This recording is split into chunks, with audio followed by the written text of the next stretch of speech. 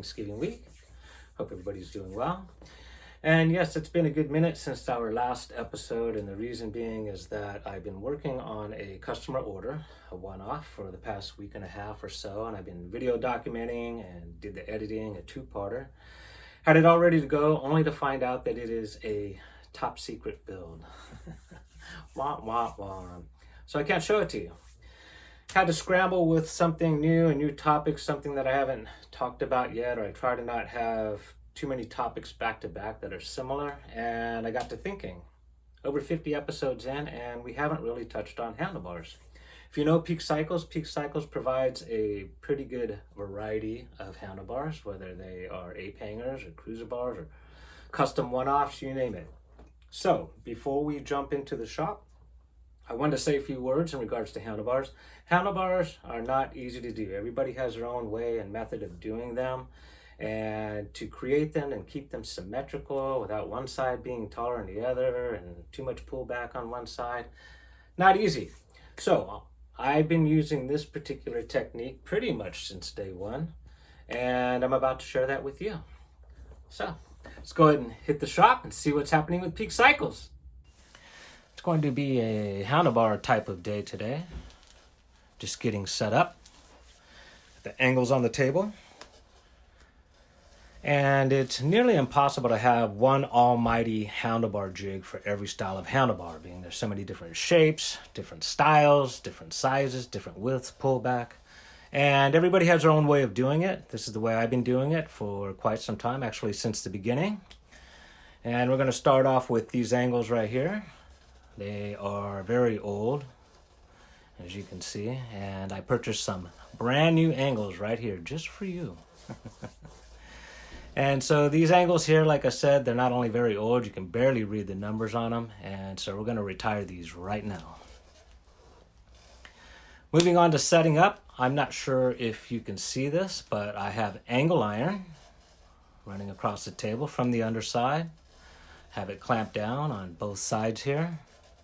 And what that does is it creates a lip. You can see there, and I pull the angles down flush, and what that does is it squares them up.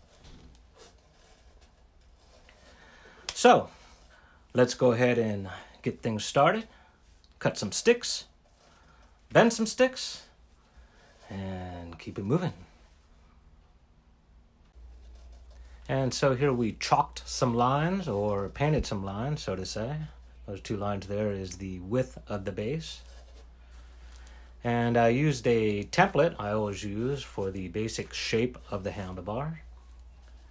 Again, this is just a template. We're not going to rely on it for measurement, as we are going to jig both the top and bottom of this handlebar, which I'll show you here in just a minute. Meanwhile, let's go ahead and start chopping sticks.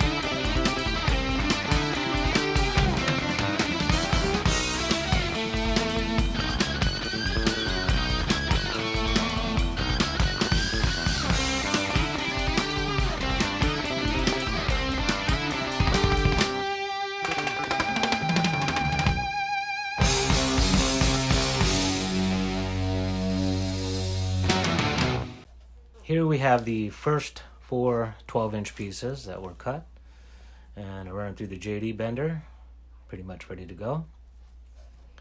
And they fit on the template like,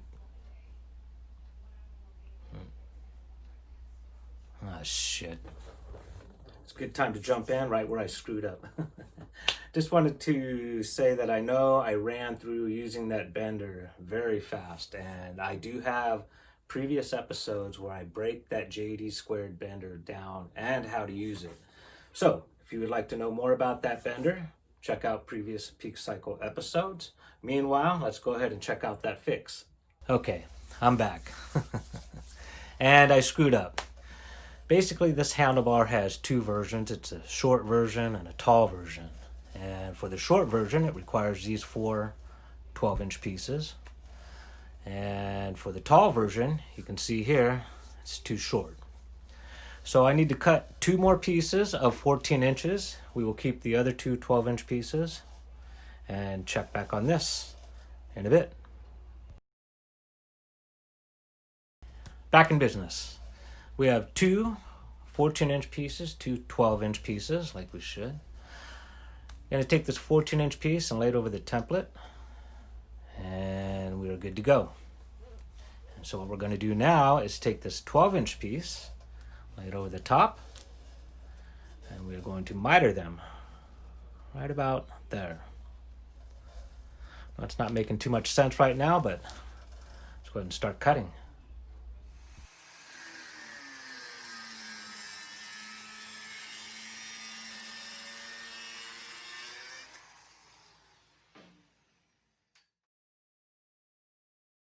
Got the first two pieces mitered, and they should fit nice and snug, no wiggle room, and still follow the template. What we're going to do now is tack these and then mock them against the opposite side pieces. I find this a little more accurate knowing that you're mimicking the first piece. And here we are getting ready to cut the opposite side sticks. I like to use a magnet there so I know the edges are even and butted up against each other. We're going to mark the stick right about there. And I do measure from the top down for accuracy, and we'll just do our fine tuning as we go. And so here we have both sides cut and mitered. What we're going to do now is take this side to follow the template, and once tacked, we will compare the other side to it to match. Trust me on this. So here's a quick look of the first side before we tack it up.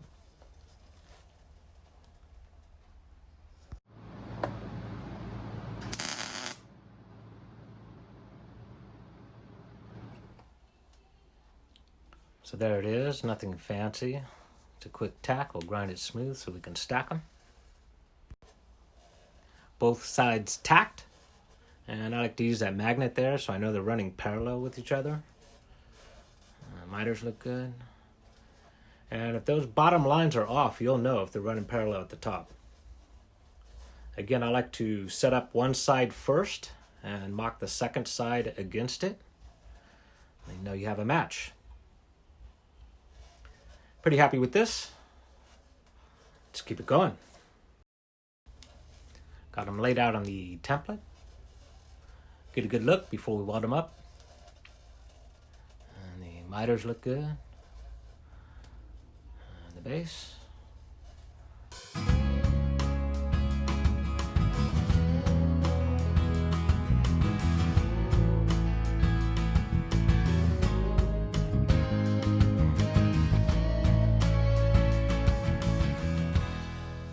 Hold it up. Grind it smooth. And I like to take a little bit of the edge off here. I don't want it to be too sharp. And I want to make sure it's following the template for the most part. We're not concerned with it following 100%. Our concern is the distance from here to the angle, here to the angle, down at the base, outside, outside. I'm going to jig this so that we know we're square. I'm going to show that to you right now. This is what I was referring to in regards to the handlebar following the template 100%. Or in this case, I used two 1-inch square sticks as a spacing between the handlebar and the angles. And what this does, I just slide it in there and I'm able to rest the handlebar all the way to the outside edge. If I am designing a handlebar that's wider or narrower, I just simply pull the stick or use a bigger piece of square. As for the base, I just run magnets on each side, exactly where I want the base to run. And that's pretty much it.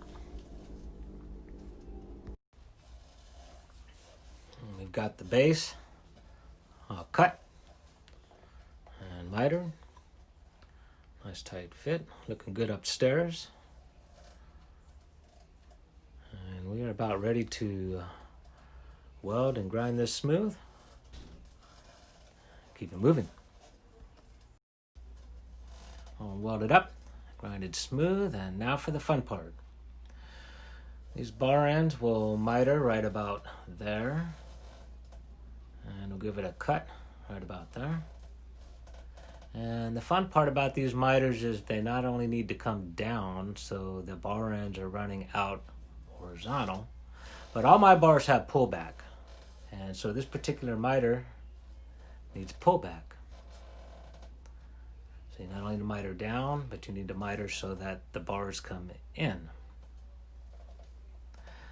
I've been doing this for quite a while. I have a pretty good idea of a starting point. And so let's go ahead and just jump right into it.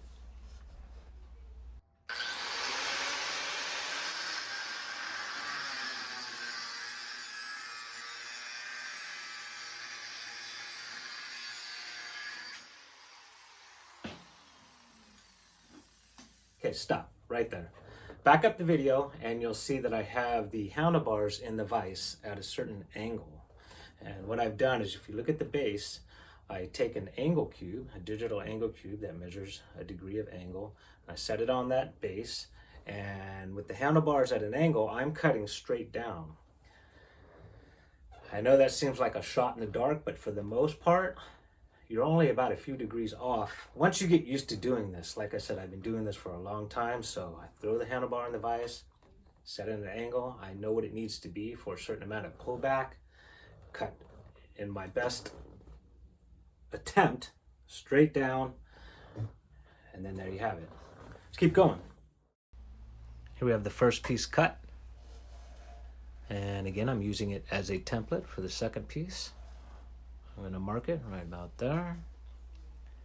And I do measure from the top downward for accuracy. The pen markers just to give us a ballpark where to start. Let's go ahead and cut it up. Everything cut, mitered. The handlebar miters coming in, the bar ends. And basically what I do is I tack one side and then I flip it over, and I use this tape here, rest it up against the side that is tacked, and use that as a measurement for the second side. You'll see here in a minute. This is what I was referring to about tacking one side and using it to mock the other side. All my handlebars have an average of 3 to 4 inches pullback. This particular handlebar runs about 5 inches pullback, and that is exactly where we're at. Both sides look good. And what I've done is I've taken the base all the way against the angle here, so I know we're square. And I take the tape measure and rest it up against the one side and run it across in the same exact spot as the first side. And if my miters are on, I should be able to rest this on without any play and have the bar end come down right where we want it. Boom. Looking good. Let's weld it up, grind it smooth, and call it a day. Time out. One last thing I want to touch on before we weld it up is knowing that you're centered and the width of your handlebar is correct. In this case, we are centered down here at the base.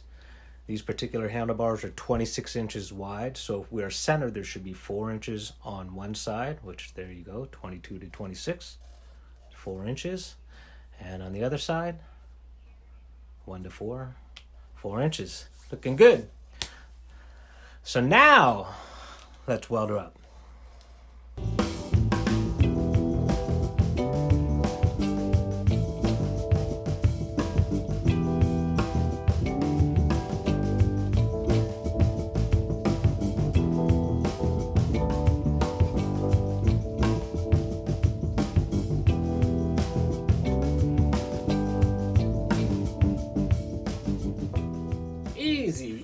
right?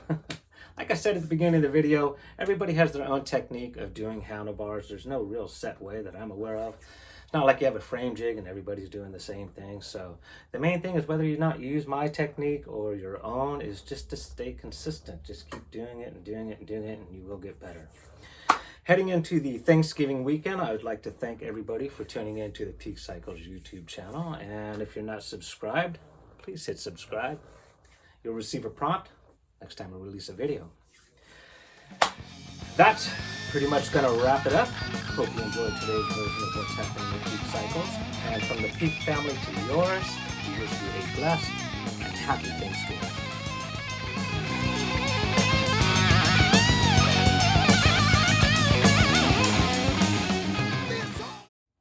Morning. Happy Thanksgiving week.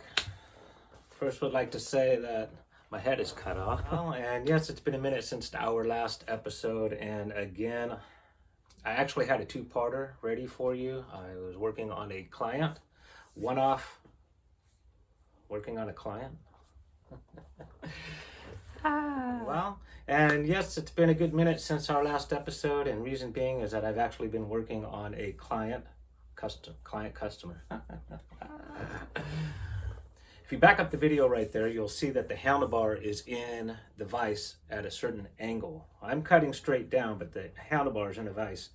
You can see the base of it is at an angle. And I measured that angle with an angle cube, a measuring angle cube. Is that what it's called?